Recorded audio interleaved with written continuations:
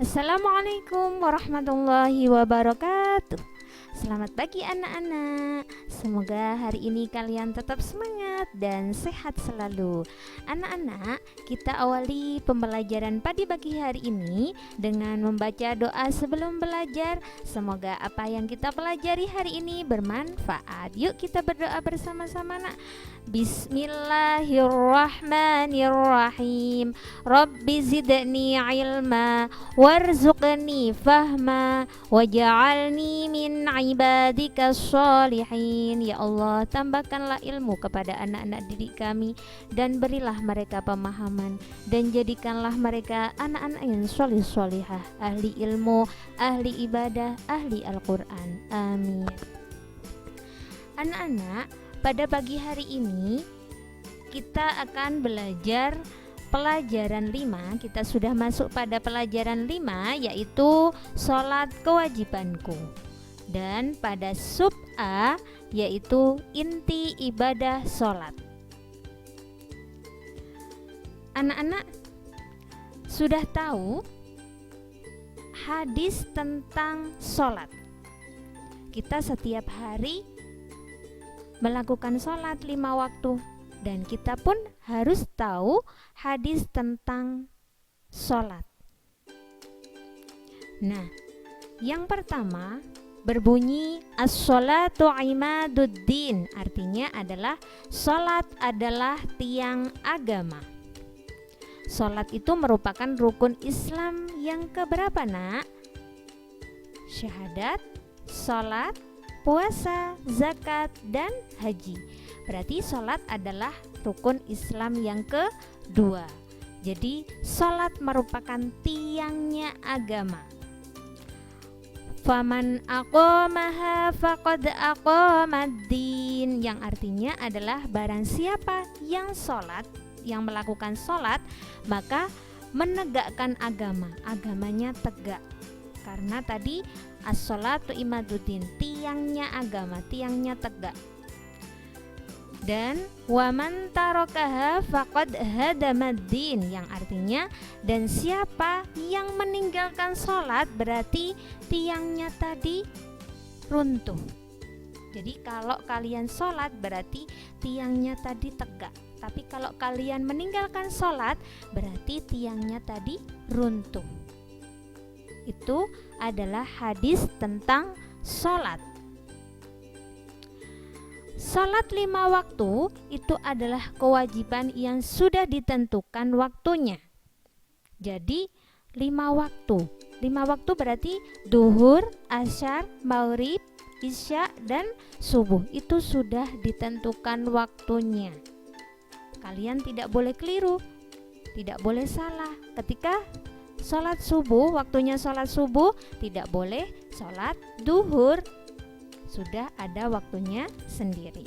Nah, kita lihat di gambar pada halaman 58. Ada 4 gambar. Yang pertama, ada gambar apa itu, nak? Gambar seorang bapak mengumandangkan adzan. Jika mengumandangkan adzan berarti sholatnya sudah mulai.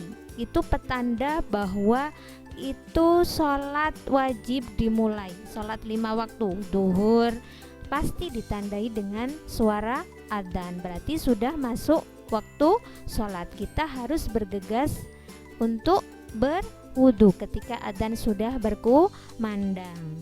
Tetapi kalau sholat sunnah tidak ada adzan, hanya sholat 5 waktu saja, duhur, asyar, maghrib, dan isya, subuh. Selanjutnya kita harus sholat sesuai waktu yang ditentukan.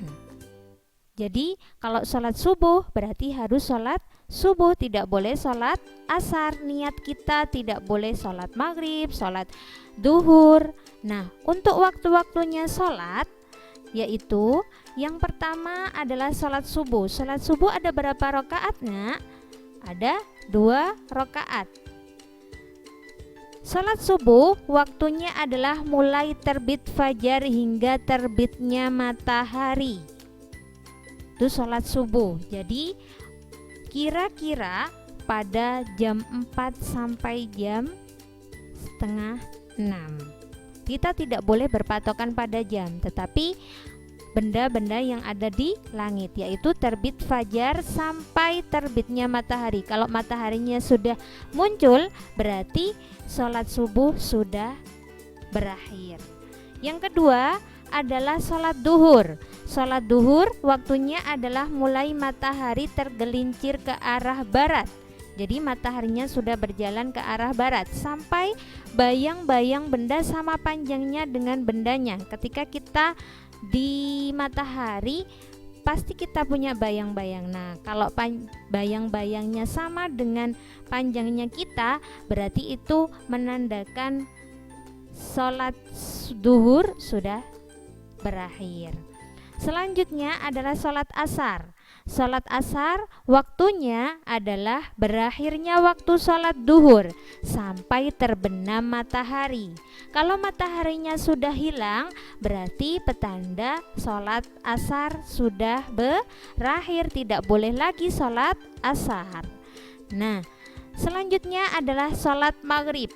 Sholat maghrib waktunya adalah mulai matahari terbenam, mataharinya sudah hilang, berarti sudah masuk waktunya sholat maghrib sampai hilang mega merah. Kalian pasti pernah melihat di langit ada mega merah. Kalau mega merahnya hilang, berarti itu berakhirnya sholat maghrib.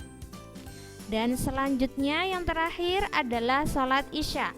Sholat isya waktunya adalah berakhirnya sholat maghrib, yaitu hilangnya mega merah sampai menjelang terbit fajar. Nah, kalian harus melakukan sholat 5 waktu sesuai dengan waktunya, ya nak ya. Selanjutnya adalah gambar 5.2. Ketika kalian sudah mendengar adzan, yang kalian lakukan adalah apa? Segera berwudu dan bergegas pergi ke masjid seperti pada gambar itu. Setelah azan, mereka satu keluarga pergi ke masjid untuk melakukan sholat. Nah, di masjid kita bisa melakukan sholat dengan cara berjamaah seperti pada gambar 5.3, yaitu mereka melaksanakan sholat dengan berjamaah. Kenapa kok berjamaah? Karena jika kalian sholat berjamaah, pahalanya beda dengan sholat sendiri. Kalau sholat sendiri, kalian mendapatkan 27 pahala. Sedangkan kalau sholat sendiri, kalian mendapatkan pahala 1. Jadi kalau berjamaah pahalanya lebih banyak daripada sholat sendiri. Untuk itu kalian boleh melakukan sholatnya di rumah dengan keluarga, boleh dengan di masjid pun lebih baik.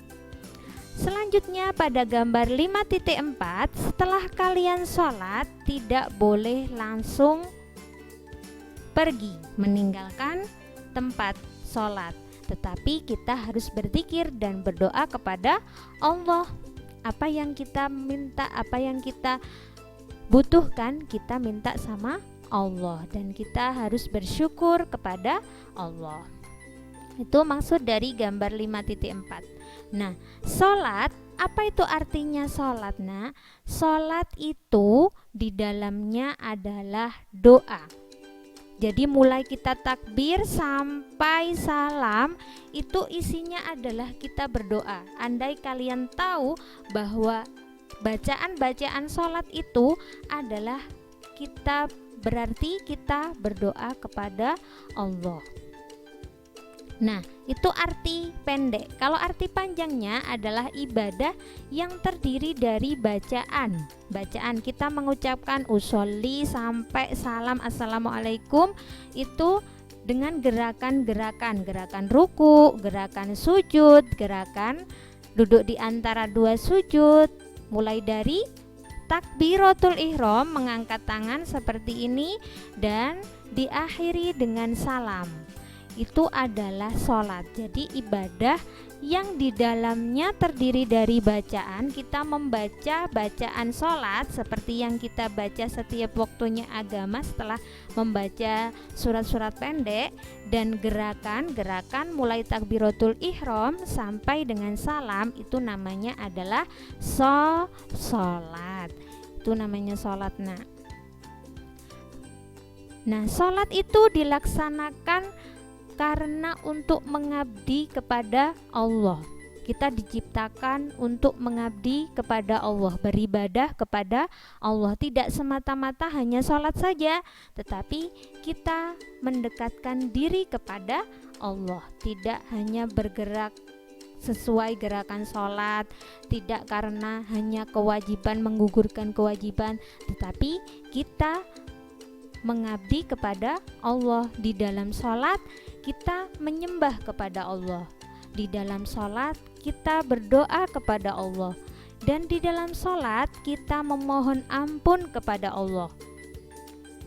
Kenapa? Karena setiap hari kita melakukan banyak dosa. Untuk itu setiap hari pun kita harus memohon ampun kepada Allah. Dan selanjutnya dalam sholat kita bersyukur kepada Allah, karena kita setiap hari diberi nikmat oleh Allah sampai kita tidak bisa menghitungnya. Untuk itu kita harus melaksanakan sholat. Di dalam sholat kita bersyukur kepada Allah. Jadi itu, sholat itu di dalamnya menyembah Allah, berdoa, memohon ampun, dan bersyukur. Sholat itu sholat adalah ibadah yang pertama kali ditanyakan nanti di akhirat sebelum ibadah-ibadah yang lain, seperti kalian bersedekah, berbuat baik kepada sesama, itu sebelum itu ditanyakan. Jadi ibadah yang pertama kali nanti di akhirat ditanyakan adalah ibadah sholat. Jadi hati-hati kalau kalian meninggalkan sholat. Sholat itu dapat mencegah perbuatan keji dan mungkar, mencegah perbuatan tercela. Untuk itu kalian setiap hari harus melaksanakan sholat 5 waktu. Kalau sudah ada adzan, segera bergegas untuk wudhu dan sholat. Dan anak-anak jangan asal sholat, kita menggugurkan kewajiban, tetapi di dalam sholat kita khusyuk memohon kepada Allah untuk berdoa, berzikir, memohon ampun, dan bersyukur kepada Allah. Itu adalah intinya kita sholat. Tidak semata-mata kita hanya bergerak, mengucapkan, tetapi kita meminta kepada Allah dan bersyukur, berdoa kepada Allah. Alhamdulillahirabbil alamin. Pembelajaran pada pagi hari ini setelah usai dan semoga bermanfaat. Kita akhiri dengan alhamdulillahirabbil alamin. Assalamualaikum warahmatullahi wabarakatuh.